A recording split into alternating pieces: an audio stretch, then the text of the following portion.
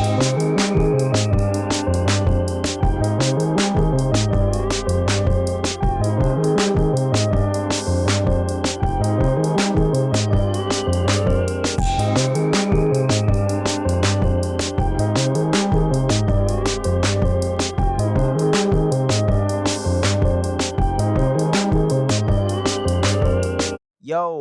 what up, everybody? Welcome back to Fandom Frequency.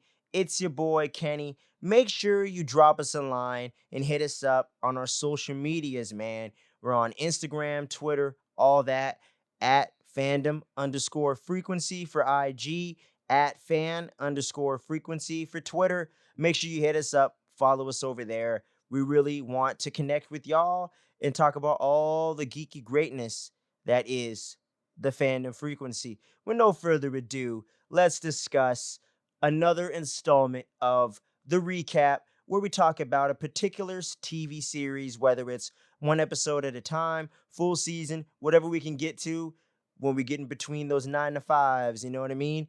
Today, we're talking about Star Wars The Bad Batch, Clone Force 99, the second half of the season, episodes 9 through 16. What did I think? I enjoyed it for the most part, man. The second half actually had a lot to offer that I wasn't quite expecting, such as introducing Harrison Dula and her dad, Cham Syndulla, and that whole entire plot point from Clone Wars coming through into this and tying into Rebels from here with our girl Hera before she becomes the great leader and pilot that we know her for in Star Wars Rebels. We get to see some of her humble beginnings and origins right here and see her get into the fight and the conflict for the first time. And I thoroughly enjoyed all that, man. That 2 episode arc was very satisfying. I had a lot of fun with it. You know what I mean? And getting to see Omega really use her smarts and her wits and see the growth of that character over the season has definitely been a big plus for me because she was getting on my nerves early on in those first few episodes in the first half there I mentioned in the previous review,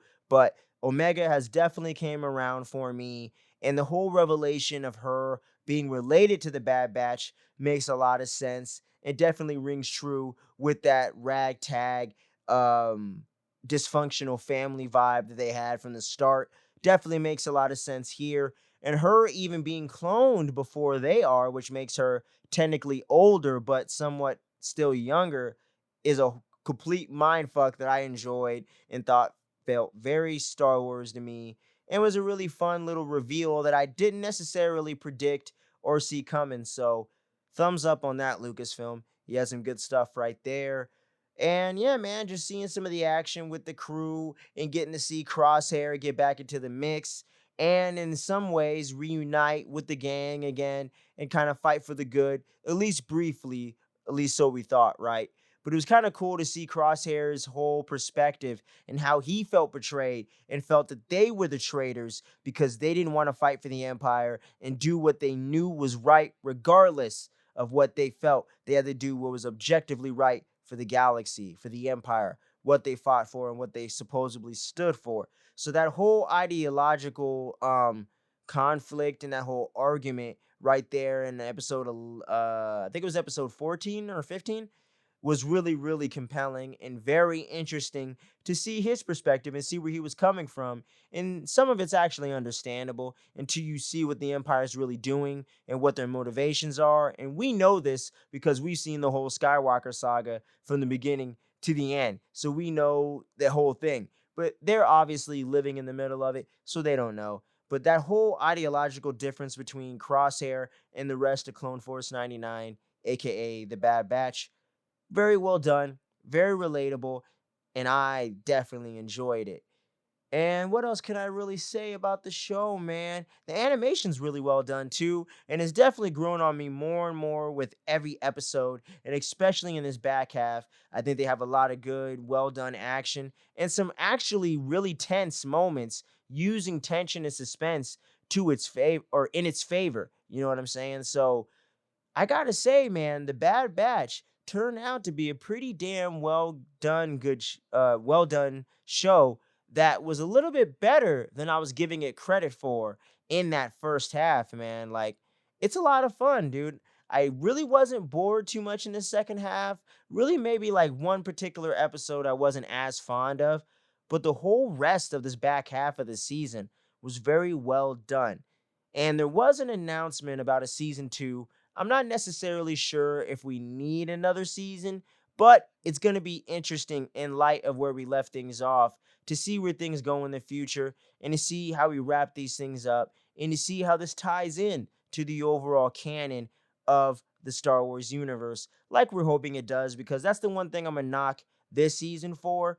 At the beginning, with the whole Order 66 and that whole thing popping off, and with Crosshair and all that, that was well done. But it felt like for the rest of the series, it wasn't really too consequential to anything going on in the Star Wars universe. But maybe that's the intention of the show, and I'll need to adjust my expectations moving forward and seeing the rest of the show play out and going into season two, which I don't know what the length of the episodes are going to be or how many episodes we're going to get, but I'm definitely looking forward to it, and I'll be checking it out on Disney Plus just like I did this one. So let me know in the comments section below, y'all, if you're watching this here on the YouTube, what did you think about season one of Star Wars The Bad Batch? Was it great? Was it good? Was it bad? Was it somewhere in between, like I think?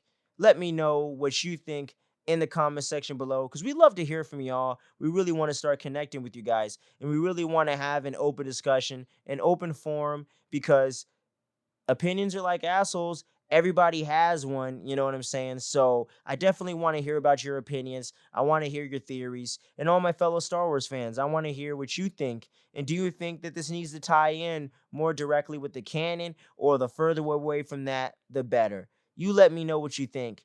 And for all the podcast listeners, thanks for checking us out. Make sure you click the download before you go. And once again, we're going to be bringing you as much content as humanly possible. But when it comes to the recap, we got Marvel's What If. We have that just latest installment we did with the first 3 episodes. We're talking about all that crazy stuff. And we're going to have 4 through 6 and 7 through 9. So we're going to be talking about the whole season, baby. And when it comes to Star Wars content, you're probably not going to get too much else in that department till the Book of Boba Fett drops in December. But best believe the recap is going to be including that in the mix. So you don't want to miss that. So make sure you're subscribed to the channel so you don't miss that. Make sure you follow us on all the social medias so you don't miss a thing from us. And you can interact with us and get into some open discussions and suggest topics we can cover on the show, because we're actually about to do a recent series and a recent recommendation from a pretty good friend of ours here at the show. So stay tuned, don't sleep, and I'll catch y'all on the flip side. May the force be with you always.